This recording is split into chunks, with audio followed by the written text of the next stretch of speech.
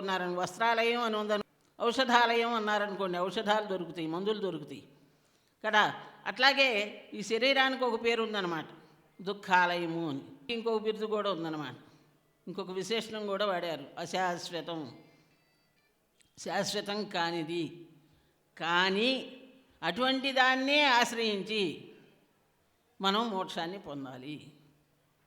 అటువంటిది అయినప్పటికీ కూడా ఇది ఉన్నప్పుడే శరీరమాద్యం ఖలు ధర్మ సాధనం, ధర్మ ఆచరించాలి, నిషిద్ధ కర్మల్ని ఆచరించకూడదు. అయితే ఎట్లా? మన ఇంద్రియాల్ని మనం అదుపులో ఉంచుకోవాలి. వినయంతో వెళ్ళి వారిని సేవించి వారి మనస్సును మెప్పించి వారికి ఉన్నటువంటి ఆ జ్ఞాన సంపదను మనకు వారు ప్రసాదించేటట్లుగా మనం వారిని అభిముఖులను చేసుకోవాలన్నమాట. అంటే మన ప్రవర్తన ద్వారా, వినయం ద్వారా వారిని సేవించి వారిలో ఉన్నటువంటి ఆ ధనాన్ని, ఆ జ్ఞాన ధనాన్ని మనకు వారు అందించే, ప్రేమపూర్వకంగా అందించేటట్లుగా చేసుకోవాలన్నమాట, ఆచరించిన అన్నమాట. దాని యొక్క ఫలితాన్ని పొందటానికి కూడా ఇవే ఆధారం అవుతాయి అన్నమాట.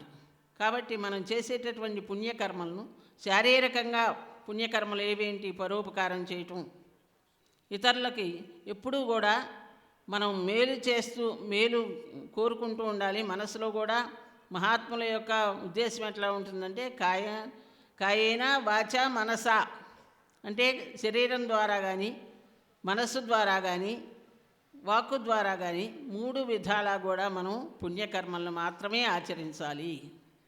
మంచి పనులు చేయాలి, మన శరీరం ఇతరులకి ఉపకరించే విధంగా ఉండాలి. అట్లాగే మంచి మాటలు మాట్లాడాలి. ఇతరులతో మాట్లాడేటప్పుడు సత్యంగా, ప్రియంగా, హితంగా, మితంగా మాట్లాడాలి.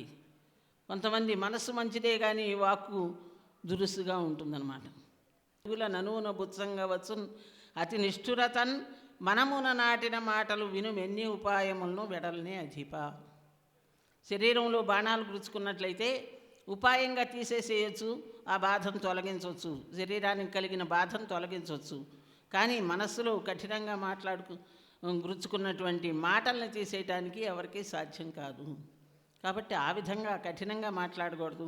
మనం మాట్లాడేటప్పుడు ఎదుటి వాళ్ళు మనతో ఇంకా కాసేపు మాట్లాడితే బాగుంటుంది అనేటట్లుగా మాట్లాడాలి, కానీ వీళ్ళు ఎప్పుడు వెళ్ళిపోతారా అనే విధంగా మాట్లాడకూడదు అన్నమాట. ప్రేమగా మాట్లాడాలి, హితంగా మాట్లాడాలి, మితంగా మాట్లాడాలి, అర్థయుక్తంగా మాట్లాడాలి, అవసరమైనటువంటి మాటలే మాట్లాడాలి. ఈ విధంగా మనం ప్రతిదానిలోనూ కూడా సంయమనాన్ని పాటించినట్లయితే, అట్లాగే మన శరీరంతో మంచి కర్మలను మాత్రమే చేయాలి, ఇతరులకు ఉపకారం చేయాలి, ఏ విధమైనటువంటి బాధ కలుగజేయకూడదు. శారీరకంగా మనం ఇతరులను బాధించకూడదు, వాచికంగా ఇతరులను బాధించకూడదు, మానసికంగా కూడా ఇతరులను ఎప్పుడు కూడా బాధించకూడదు. మనసుతో కూడా సర్వే జనా సుఖినో భవంతు. మహాత్ముల యొక్క ఉద్దేశం ఎట్లా ఉంటుందంటే, మహాత్ములంతా కూడా చేసేది అదే అనమాట.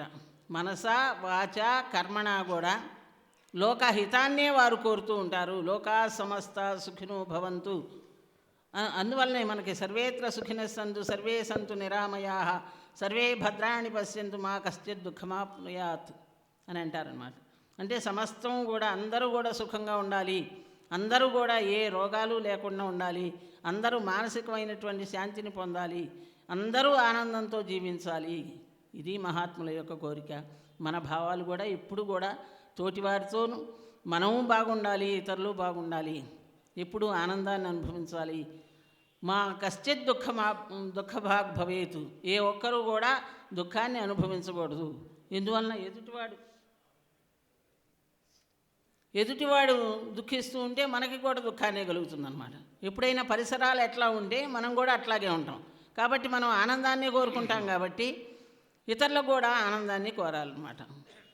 మనం ఒకటే గుర్తుపెట్టుకోవాలి, పరమధర్మం ఏది అని అంటే, ఇతరులు ఏది చేస్తే మనకి ఆనందం కలుగుతుందో మనం ఇతరులకు అదే చేయాలి.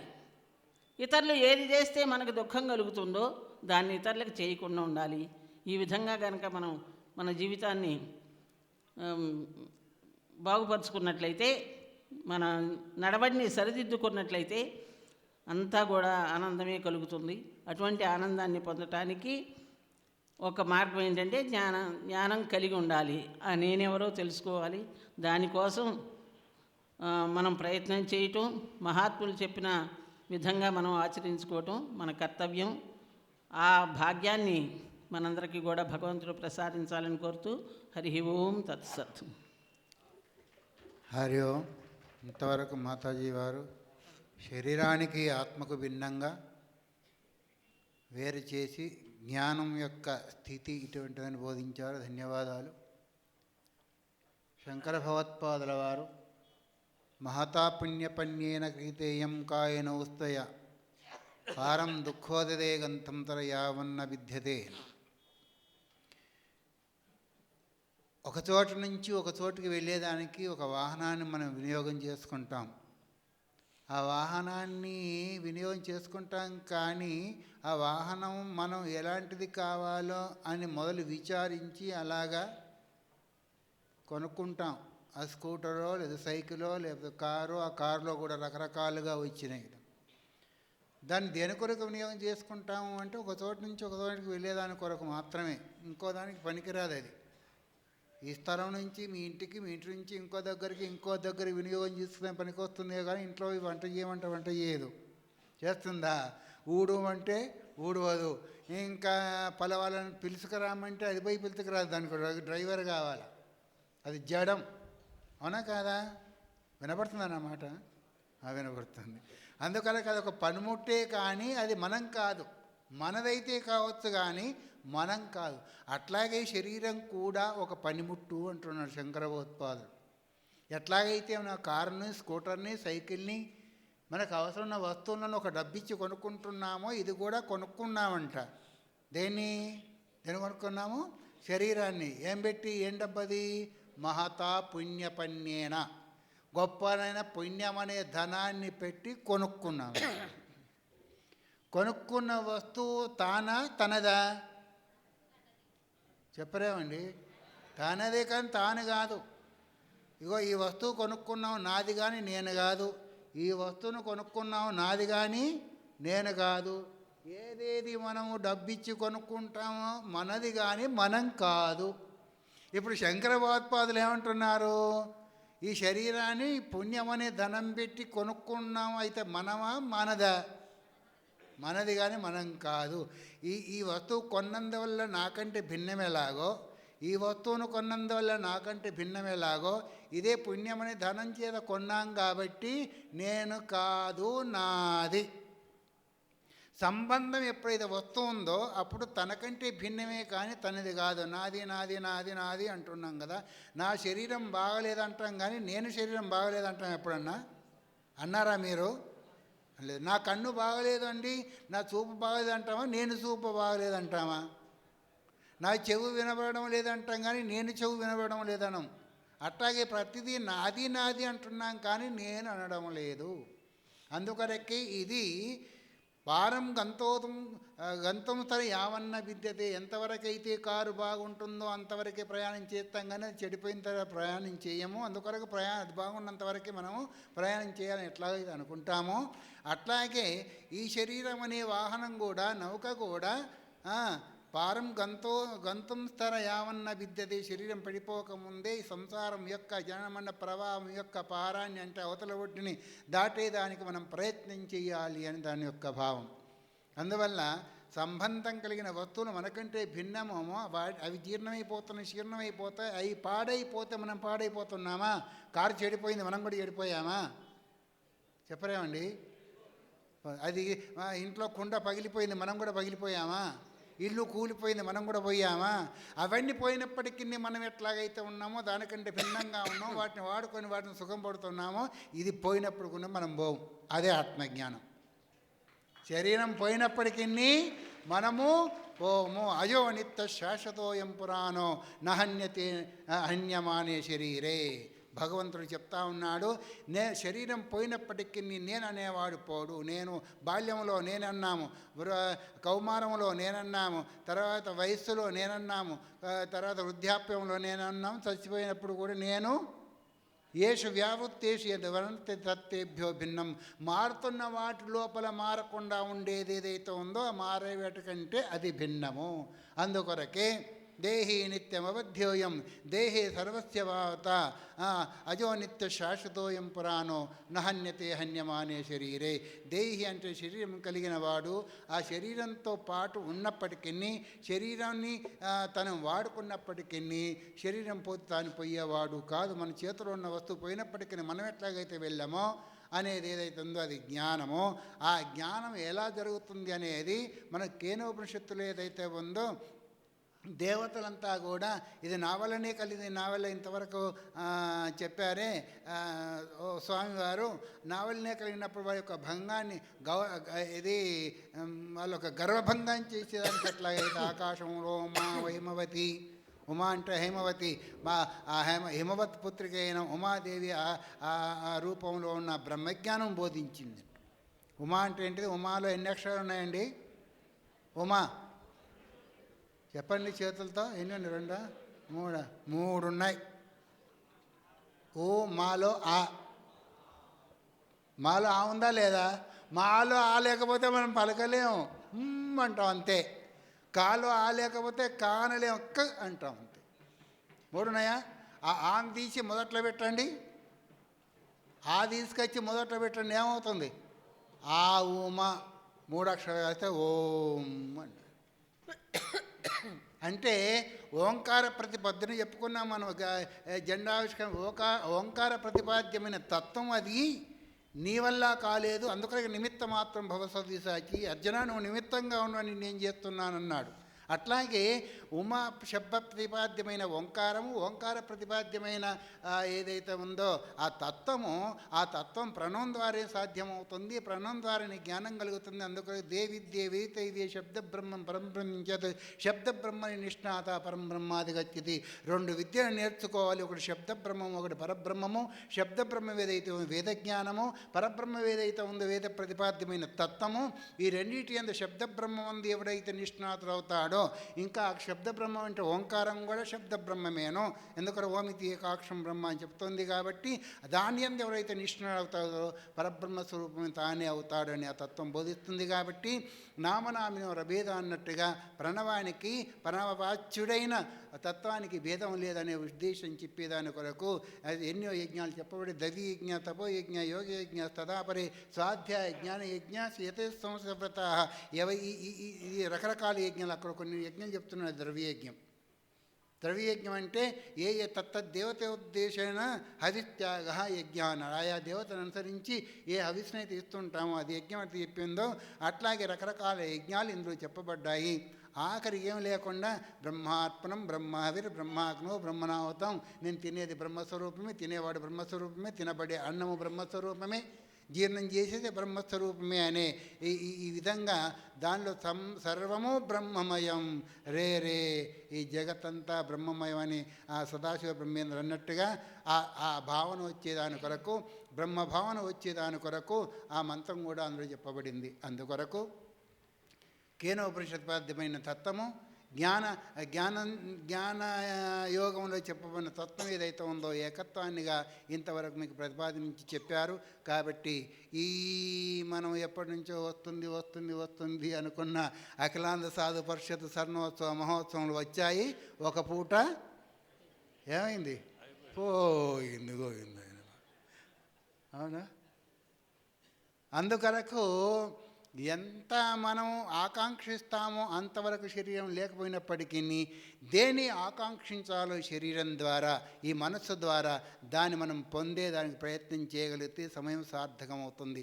అందులో మన జీవితంలో సంపాదించిన డబ్బును ఎట్లాగైతే బ్యాంకులో వేసుకొని వాడుకుంటున్నామో అట్లాగే జన్మాంతరాలలో వినియోగపడే డబ్బును మనం ఉదయం నుంచి ఇప్పటి వరకు సంపాదించాం.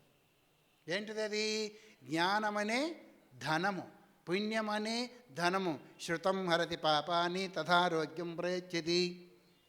సప్తశతిలో ఒక మాట వస్తుంది, శృతం హరతి పాపాన్ని. మంచి వాక్యాన్ని విన్నందువల్ల, దైవ వాక్యాన్ని విన్నందువల్ల తవ కథామృతం తప్త జీవనం కవిభిరీడితం కల్మషాపం. గోపికలు భగవంతుడి గురించి పాడుతూ ఉంటారు. తవ కథామృతం తప్త జీవితం. నీ కథ, నీ చరిత్ర అనేది ఒక అమృతం. భగవన్నామమే ఒక అమృతము. భగవంతుని యొక్క చరిత్రను చెప్పుకుంటూ గోపికలంతా కూడా వాళ్ళ పనులు ఎట్లా ఇది చేసుకుంటుంటారో అలాగే నీ కథ, నీ చరిత్ర ఏదైతే ఉందో అది అమృత స్వరూపము. తప్త జీవితం అంటే తాపత్రయాగ్ని చేత తప్పించే జీవుల యొక్క ఆ బాధను పోగొట్టేదని అమృత స్వరూపము. కవి బిరీడితం, కవి మనీషి పరిభు పండితుల చేత స్తుతి చేయబడేది నీ కథ అని వాళ్ళు ఎట్లయితే అన్నారో అట్లాగే పొద్దుటి నుంచి ఇప్పటి వరకు మహాత్ముల యొక్క మహావాక్యం వింటున్నాం. కాబట్టి ఇప్పుడు ఏ ధనాన్ని సంపాదించాం మనము? పుణ్యధనము. ఈ పుణ్యధనం చేతనే ఉత్తర జన్మ ఏదైతే ఉందో మనకి అందుకొరకు ఎన్ని వదులుకోవచ్చు, కానీ భగవత్ సంబంధమైన శ్రవణాన్ని మాత్రము వదులుకోకూడదు. మిగతా దేనికైనా కానీ మనము డబ్బు ఖర్చు చేయండి, అది రాదు. కానీ దీనికి మీ ఛార్జీల కొరకు ఖర్చు చేస్తే చేయొచ్చు, కానీ అంతకంటే ఎక్కువ ఖర్చు చేయలేదు కదా. కానీ దానికంటే ఎక్కువ సత్తాను శక్తిని సంపాదించాం మనము. అదే ఏదైతే ఉందో వనే రనే శత్రు జలాగ్ని మధ్య ఈ పుణ్యం ఏదైతే ఉందో వనంలో ఉన్నా, రణంలో ఉన్నా, అరణ్యంలో ఉన్నా, అగ్నిలో పడ్డా, దీనిలో పడ్డా రక్షంతి పుణ్యాన్ని పురాకృతాన్ని. వచ్చే జన్మకి ఇది పూర్వజన్మ. మనం అనుకున్నాం పూర్వజన్మలో పుణ్యం చేయలేదయ్యా ఇట్లా ఉన్నా అంటే వచ్చే జన్మకి ఇది పూర్వజన్మ అవుతుందా కాదా? అవుతుందా కాదా? మరి ఇప్పుడు ఎందుకు పుణ్యం చేయకూడదు? ఆ పుణ్యం శరీరంతో చేయలేకపోవచ్చు. మనం వాక్కిచ్చాడ భవంతు విశ్వం విష్ణుం వషుట్కార భూతభవ్య భవత్పదు శ్రీమాత శ్రీ మహారాజ్ఞి శ్రీమత్సింహాసనేశ్వరి, లేదా ధర్మక్షేత్రే కురుక్షేత్రే, ఏది ఎన్ని లేవండి. ఆ వాక్కు కూడా పనిచేయలేదు అనుకోండి, మనసు ఇచ్చాడు. ఎన్ని పోయినా మనసు మాత్రం పోదండి. వాక్కు కూడా పడిపోయింది అనుకోండి, కాళ్ళు పనిచేయలేదు, మోకాళ్ళు పనిచేయలేదు, చేతులు పనిచేయలేదు, ఎన్ని పని చేయకపోయినా మనసు మాత్రము అది పనిచేస్తూనే ఉంటుంది. దాంతో చింతించండి. అన్నిటికంటే మానసిక చింతన గొప్పది. దాని ద్వారా మీరు భగవచ్చింతన చేసి భగవదారాధన చేసి భగవంతుని యొక్క అనుగ్రహాన్ని పొందండి అని చెప్పేదాని కొరకే ఈ మహాసభలు. కాబట్టి మహాసభల్లో ఒక పూటను మనము సార్థకం చేసుకున్నాం, పోగొట్టుకోవాలి. సార్థకము చేసుకున్నాము. ఇంకా 5 పూటలు ఉన్నాయి. సాయంత్రం కార్యక్రమాన్ని మా కార్యదర్శి వారు చెప్తారు. తర్వాత శాంతి మంత్రాలతో కార్యక్రమం అవుతుంది. మహాత్ములకేమో తెల్లగా వేసిన పందిరి కింద మహాప్రసాదము, భక్తులకేమో టెంట్ల కింద మహాప్రసాదం ఏర్పాటు చేశారు. ఆ పక్కకి కడుక్కునేదానికి ఉంది. తర్వాతనేమో ఆ కార్యక్రమం ప్రకారంగా ఇక్కడే 3 రోజులు ఉండండి, తినండి, రాత్రి మాత్రం పోయి మీ నెలలు పడుకొని, బయట వాళ్ళు ఇక్కడే ఉండండి, ఈ ఊళ్ళో వాళ్ళు మాత్రము. ఎందుకంటే భగవంతుడు ఇచ్చాడు, నీడ ఉంది, కొద్దిసేపు విశ్రాంతి తీసుకోండి, అక్కడ బాత్రూములు ఉన్నాయి, బాత్రూంలోకి పోయి మీ అవసరాలు తీర్చుకోండి, సాయంత్రం విని మళ్ళీ ప్రసాదం కూడా తీసుకొని వెళ్ళండి, ఏం తొందర ఏం లేదు. హరి ఓం తత్సత్ శివార్పణమస్తు. హరి ఓం. సద్గురు కరుణా కటాక్షముల చేత ఇది అయిపోయిన తర్వాత మనం అనుకున్నటువంటి సంకల్పించుకున్నటువంటి కార్యక్రమం తర్వాత సక్రమంగా భగవదనుగ్రహంతో జరుగుతున్నది. ప్రథమ సభ పరిసమాప్తి కాబోతూ ఉంది. సాయంకాలం మహాసభలో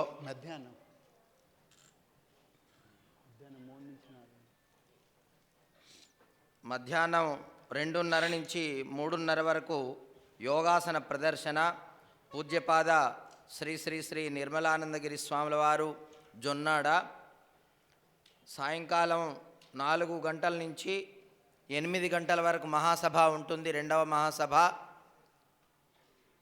పూజ్యపాద మాతా త్యాగీశానందపురి వారి సాన్నిధ్యంలో పూజ్యపాద శ్రీ శ్రీ శ్రీ మాతా పరావిద్యానంద గారి ఆశీస్సులతో పూజ్యపాద శ్రీ శ్రీ శ్రీ మాతా శివచైతన్యానంద వారి సభాధ్యక్ష పదవిలో ఈ కింది ఉపన్యాసకులందరూ కూడా ఉపన్యసిస్తారు. కాలాన్ని మనం సద్వినియోగం చేసుకోవాలి. ముందు తిరిగి వచ్చినటువంటి కాలాన్ని సద్వినియోగం చేసుకోవాలన్నమాట. ఇప్పటిదాకా చెప్పారు చూడండి. ఇప్పుడు గోడకి ప్రదక్షిణం చేసినట్లుగానే ఉంటుంది. లేకపోతే సమయం వచ్చినప్పుడు కనుక మనం దాన్ని ఉపయోగించుకోకపోయినట్లయితే సమయం పోతే మళ్ళీ రాదనమాట. మళ్ళీ మానవ జన్మ వస్తుందా అనేది ప్రశ్నార్థకమే అన్నమాట. ఎందువలన మనం ఏది చేస్తామో దాన్నే అనుభవిస్తాం. జన్మకి కారణం ఏది? కర్మే. కాబట్టి ఆ కర్మ కూడా పుణ్యకర్మలను అధికంగా ఆచరించినట్లయితే మన పవిత్ర భావాలు ఏర్పడి మంచి మళ్ళా మానవ జన్మ లభించడానికి అవకాశం ఏర్పడుతుందన్నమాట. కాబట్టి మంచి కర్మల్ని ఆచరించాలి. మనం ఏ పని చేసినప్పటికీ కూడా మనస్సు ద్వారా, వాక్కు ద్వారా, శరీరం ద్వారా చేస్తాం. త్రికరణములను ఉపయోగించి ఏ పనైనా చేస్తాం. పుణ్యకర్మ కావచ్చు, అది పాపకర్మ కావచ్చు అన్నమాట. ఏది చేయటానికి కూడా ఈ మూడింటిని కరణము అంటే ఏంటంటే సాధనము, శరీరము, వాక్కు, మనస్సు